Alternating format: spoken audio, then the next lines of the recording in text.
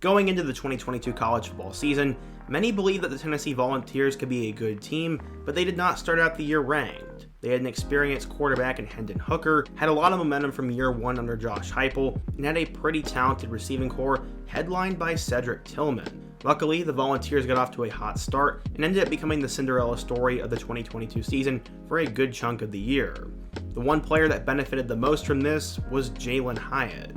After Cedric Tillman got hurt early on in the season, Hyatt would take off, becoming arguably the best receiver in college football, had a historical performance in an upset win over Alabama, and has now played his way into the first round of the NFL draft. While Hyatt was obviously tremendous and brought home a couple of awards, there are some who aren't sold that he's going to be great in the NFL. In today's video, I want to talk about Jalin Hyatt. We're to go through his story, his career at Tennessee, my thoughts on his NFL future, and why he's one of the biggest boom or bust prospects in this year's draft. But before we get started, be sure to leave a like if you want to support today's video, subscribe if you are new here to the channel, let me know what player, topic, team, or situation I can cover next, and turn on post notifications so you never miss when I upload. Now let's get started and talk about Jalin Hyatt. In order to talk about his draft stock, we first need to go back in time. The Hyatt family grew up in Irmo, South Carolina, and Jalin always loved football. He started playing flag football at the age of 5 at the local YMCA, and his love for the game only grew. He became better and better, and was also quicker than all the other players around him, and he apparently modeled his game after Devontae Adams. Right before high school, he said he discovered his elite athleticism. He said, quote, "My 8th grade year I was slow, but by my 9th grade year, I started getting in the weight room, and I guess my body started forming up. I went to a regional opening, and that was my first time running a 40, and I ran a 4.4, so I knew I had confidence after that. The next time I ran it, I got it down to a 4.31, and then the last time I ran it, it was a 4.29. My confidence started to get higher and higher, and I was faster than everybody else." He said he also knew he could play at the college level when he got his first offer as a sophomore in high school. More and more offers would flood in for Jalin, leading him to the point where he could choose from multiple schools. After his junior year, he decided to pledge to Virginia Tech and end his recruitment. He committed to the Hokies over offers from Tennessee, Michigan, Penn State, and Arkansas, and he said, quote, "I love Hokie Nation, and I believe in their coaches, and I'm ready to work." He became the 3rd pledge in their 2020 class, and he had a huge year, which made his stock rise.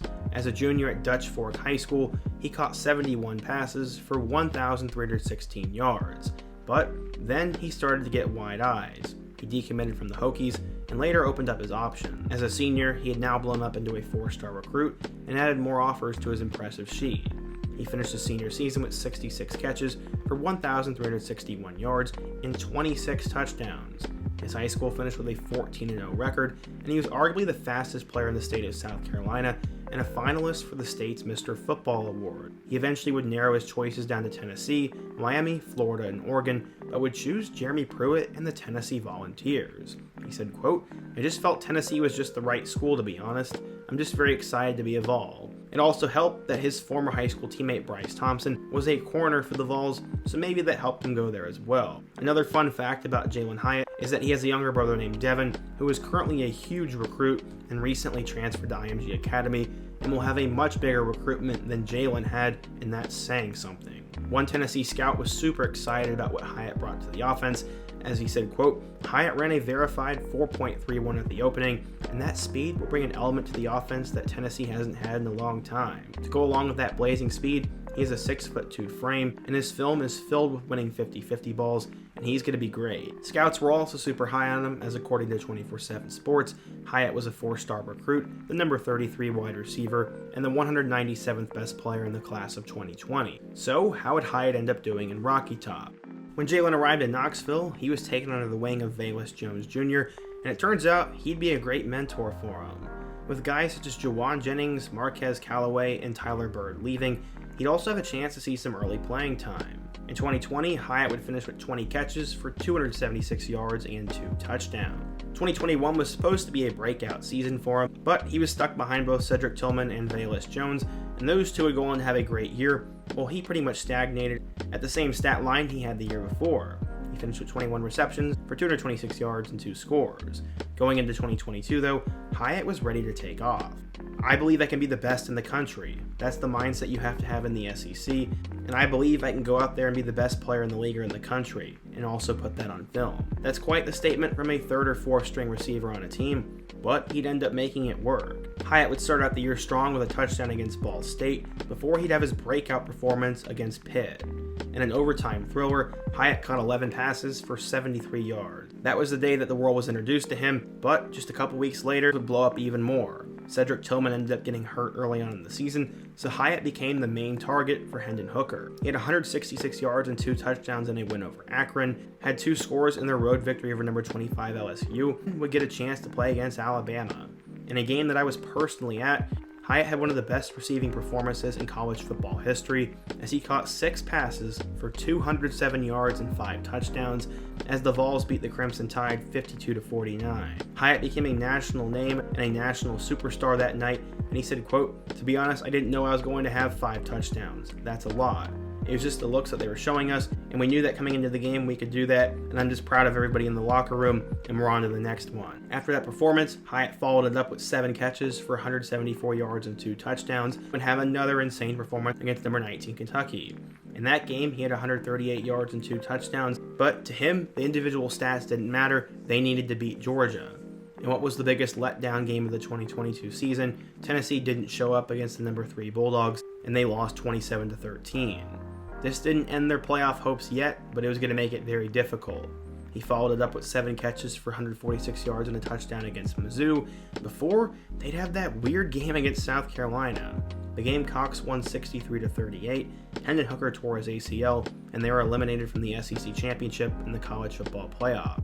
It was a disastrous night for the Volunteers, and their 56-0 shutout over Vanderbilt the following weekend wouldn't do anything to change that. Hyatt would end up opting out of their bowl game and finish the year with 67 catches for 1,267 yards and 15 touchdowns. After the season was over, he was named a unanimous All-American, a first-team All-SEC player, and he won the Biletnikoff Award for the best receiver in college football.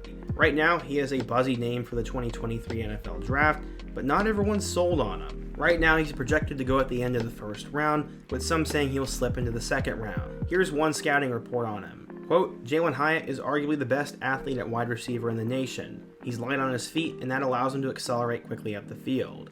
He is also very good at changing directions quickly due to his ability to sink his hips and burst in another direction.